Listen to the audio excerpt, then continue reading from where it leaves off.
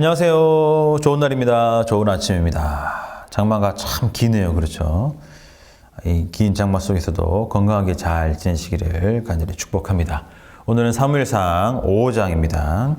어제 이스라엘은 블레셋과의 전쟁을 치렀는데 결국 졌습니다. 또 언약궤도 빼앗겼습니다. 이 당시 전쟁은 신들의 전쟁입니다. 전쟁에서 이긴 나라는 진 나라의 신전에서 성물을 탈취하죠. 탈취한 성물을 자신의 신전에 갖다 놓습니다. 이것은 우리의 신이 너의 신과 싸워서 이겼다라는 의미입니다. 당연히 블레셋도 이 언약궤를 자신들의 신전인 다곤 신전에 갖다 놓았습니다. 그런데 이 블레셋의 신전, 다곤 신전에서 이 사람들에게 깜짝 놀랄 만한 일이 일어났습니다. 이 다곤 신상이 망가지기 시작했습니다. 첫날에는 여호와의 언약궤 앞에 다곤 신상이 이렇게 절을 하듯 엎어져 있었습니다. 그 다음 날에는 또 똑같이 엎어져 있고 머리와 두 손목이 끊어져 있었습니다. 난리가 났죠. 또 언약궤가 있는 이 아스돗이라는 지역에서는 독한 종기의 재앙이 있었습니다. 그러자 이 아스돗 지역에 있는 사람들이 난리가 났죠. 그래서 이 언약궤를 이번에는 가드라는 지역으로 옮겼습니다. 가드에서도 난리가 났습니다. 그러자 다시 이 가드에 있는 사람들이 이 언약궤를 에그론으로 옮기려고 했습니다.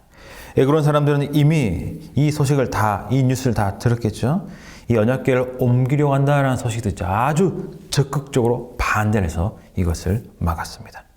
블레셋은 전쟁에서 이겼지만 실제로는 진 것 같은 그런 고통을 당하고 있었습니다.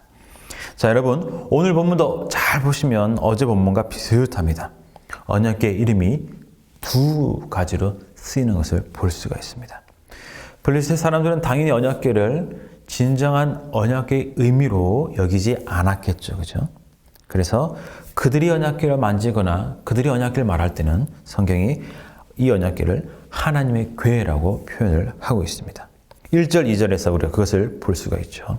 반대로 이 언약궤에 하나님의 능력이 임할 때, 하나님의 역사가 있을 때는 성경은 여호와의 궤라고 기록을 하고 있습니다. 3절, 4절에 그렇게 기록을 하고 있습니다. 상황이 어제와 반대입니다. 그죠? 어제 본문까지만 보면 언약궤는 아무런 반응을 보이지 않는 단순한 상자처럼 보였습니다. 그런데 오늘 본문은 이 상자가 능력이 있는 기적의 상자처럼 보입니다. 여러분, 이 언약궤 자체는 능력이 있을까요? 없을까요? 왜 어제와 오늘 언약궤는 전혀 다른 모습일까요? 언약궤 자체는 당연히 능력이 없죠. 영화와는 다릅니다. 언약궤는 진이의 램프와 다릅니다. 진이의 램프가 아니죠. 성경은 하나님을 영광스러운 분으로 묘사하고 있습니다. 이 하나님은 이스라엘의 하나님만 되시는 분이 아니시죠. 온 세상의 창조주시고 온 세상의 하나님도 되십니다. 하나님은 하나님의 이름이 망령되이 불리는 것을 허락지 않으십니다. 그래서 출애굽 때 잘 보시면 하나님은 이스라엘에게 하나님의 어떠하심을 보여주셨지만 동시에 애굽에게도 하나님이 어떤 분이신지를 보여주셨습니다. 또 하나님은 이방 사람인 블레셋에게도 하나님이 어떠한 분이신지를 나타내시는 분이십니다. 오늘 본문을 통하여 저와 여러분들은 두 가지를 기억해야 합니다. 첫 번째는 하나님은 온 세상의 창조주이시며 온 세상을 다스리는 분이시라는 사실이죠. 우리는 가끔 하나님을 너무 작게 생각하는 경향이 있습니다. 믿는 사람들에게만, 교회에서만 역사하시는, 우리에게만 일하시는 하나님으로 오해한다는 것이죠.